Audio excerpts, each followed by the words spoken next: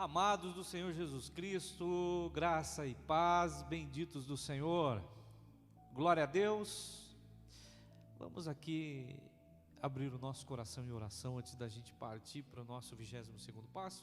Vamos? Venha comigo então. Deus Todo-Poderoso, a fé em mim, e eu lhe agradeço por isso. Certamente a fé nesse amado que agora ora comigo, porque nesse instante eu não oro por ele, nós oramos uns com os outros. A cada palavra, a cada ministração que o Senhor revela ao nosso coração, novidade de vida, possibilidades infinitas diante de uma vida que até então estava bloqueada, amarrada, enclausurada, diante de dor, sofrimento e limitações. A cada palavra, portas se abrem, graça e bondade, cura e misericórdia do Senhor se manifestam, salvação. Por mais um dia te agradecemos, amém? Glória a Deus. Como é que foi o seu dia de ontem, depois da ministração? Qual foi a reflexão que você tirou? Deus te abençoou. Compartilhe conosco, deixe lá sua mensagem, o seu comentário no vídeo, amém? Glória a Deus. Vamos lá então, segundo livro dos reis, está no Antigo Testamento, segundo livro dos reis, o capítulo de número 6 e o verso 16 e 17, é onde nós tiraremos a nossa base para nós meditarmos hoje, amém? Não é muito difícil que a gente encontre pessoas dizendo que tem fé. Você perguntar para as pessoas: tem fé? Tem fé? Pequena, mas tem. Fraquinha, quase morrendo, mas tem. Não é muito difícil você encontrar pessoas que tenham fé. É mais difícil você encontrar pessoas que digam assim: não tenho mais fé. Isso é mais raro, né? Porém, apesar dessas pessoas dizerem que têm fé,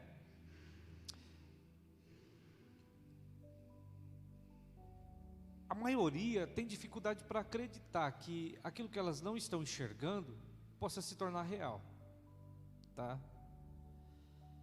Isso porque, culturalmente e religiosamente falando, as pessoas aprenderam que fé é acreditar naquilo que não existe, o que não é verdade, nunca foi isso.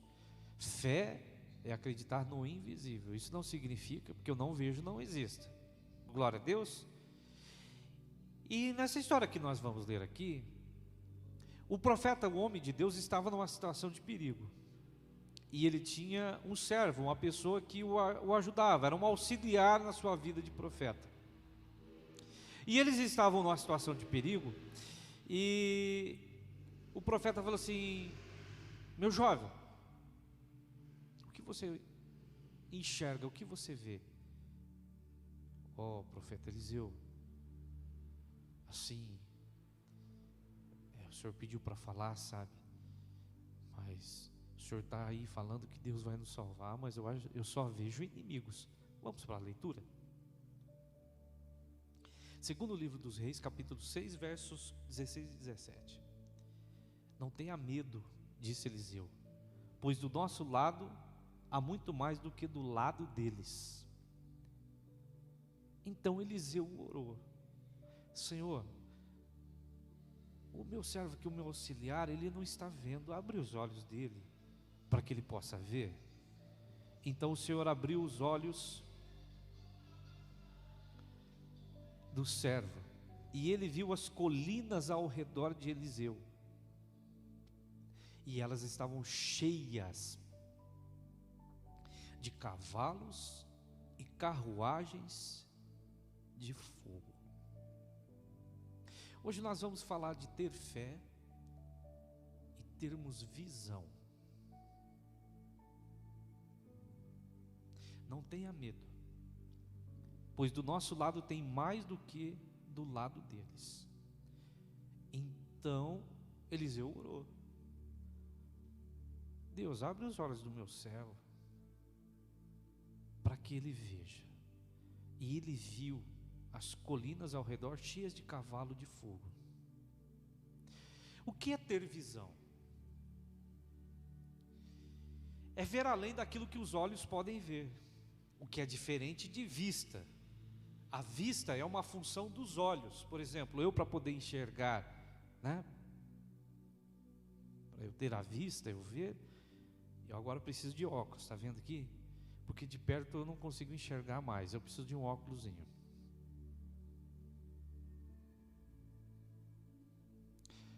Para você entender bem, muita gente tem fé, mas às vezes falta-lhe visão. E uma visão faz a gente se mover. Eliseu estava passando por uma situação difícil, complicada, estava cercado por inimigos, sem saída. E o servo dele observou que o profeta estava numa certa tranquilidade, o que não era muito normal nem natural, até porque, pela vista, ele não via nada que pudesse favorecê-los naquele momento. Tudo que ele enxergava era que a desgraça se abateria. E Eliseu falou assim: Senhor, abre os olhos do meu querido, porque ele tem fé. Se não tivesse, eu não estaria aqui. Mas falta-lhe visão. Então, diferentemente da vista, que é uma função de ver, de perceber as coisas no mundo material, a visão é uma função do coração. Você pode enxergar, mas você sabia que você pode não ter visão? Eu vou te explicar um pouquinho melhor. Você certamente na sua vida já deve ter pego na sua mão um grão de arroz, um grão de feijão, uma semente. E eu vou brincar aqui com um grão de milho. Diante da sua vista você tem um grão de milho. Porém, você sabe do potencial desse grão de milho, sabe ou não sabe? Potencial, sim, o potencial daquele grão de milho. Na sua mão é só um grão de milho. Só isso. Nada mais.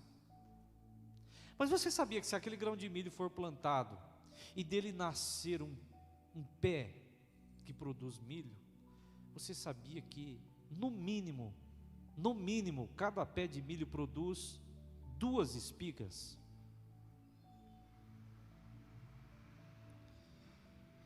E que cada espiga, ela pode produzir, no mínimo, uma centena de outros grãos iguais àquele. A nossa capacidade de enxergar nos faz ver uma semente. Porém, a nossa visão nos faz entender que aquele grão de milho, ele tem um potencial gigantesco. Ao passo que as coisas são assim. Tem gente que só enxerga as coisas à sua volta. E enxergando as coisas à sua volta, ele fala: rapaz, o que é um grão de milho para alimentar uma família inteira? Pois é. Porém, alguém tem visão. E eu vou levar você a entender o que é uma visão. Alguém enxerga um grão de milho, porém alguém tem uma visão de um pé com 2 espigas e no mínimo uma centena de grãos em cada espiga. Ter visão é ter um olhar à frente daquilo que você está enxergando. Ou seja,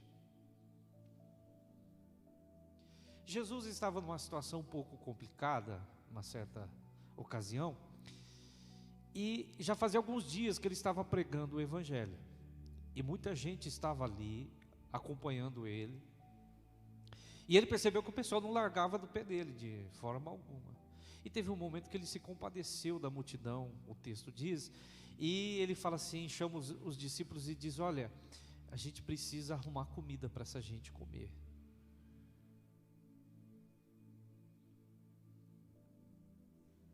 E os discípulos, enxergando a realidade, disseram: Senhor, nem que a gente tivesse aqui Porque a gente não tem, o senhor sabe, né? O dinheirinho que nós carregamos aqui mal dá para alimentar a nossa turma aqui, os 13.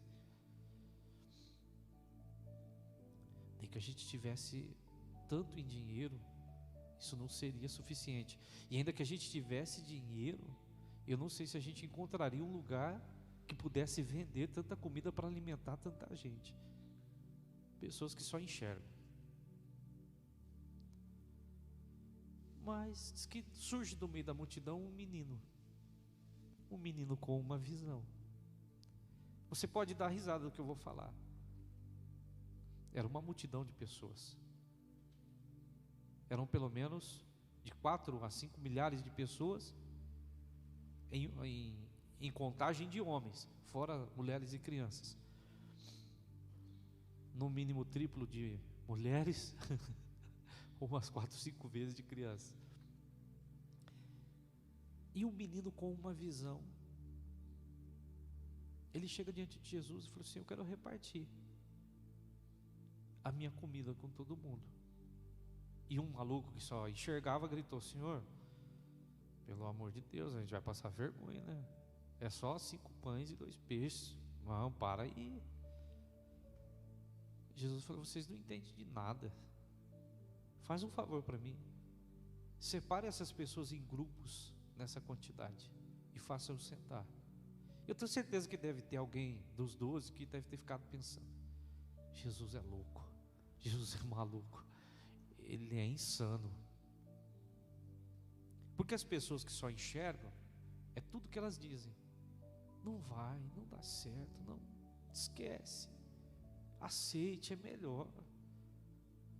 Jesus pega aquela comida e diz que ele agradece a Deus: Deus, obrigado, porque o que nós temos aqui agora é isso. E ele fala: olha, vá agora repartindo com as pessoas. A história conta que quando eles terminaram de repartir a comida e todo mundo tinha comido, diz que sobraram 12 cestos de pães cheios. Aí você vai me dizer: pastor, isso é conversa para boi dormir, né? Bom, eu lhe contei um testemunho dias atrás, não contei? Da capacidade do que é o agir de Deus na vida de alguém. Eu não tenho dúvidas do que na Escritura Sagrada está escrito. Eu não tenho. Se você tem um problema sério.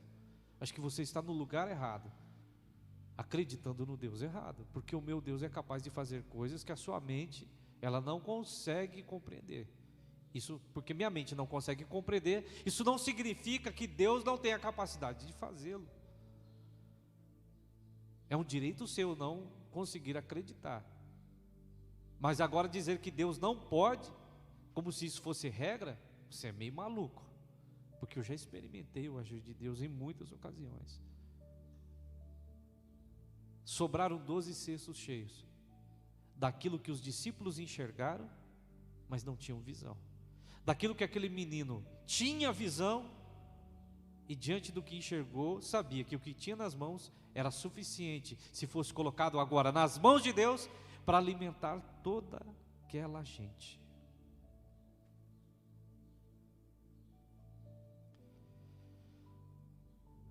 Temos uma facilidade muito grande para enxergar as coisas. E você enxerga bem, de fato enxerga bem.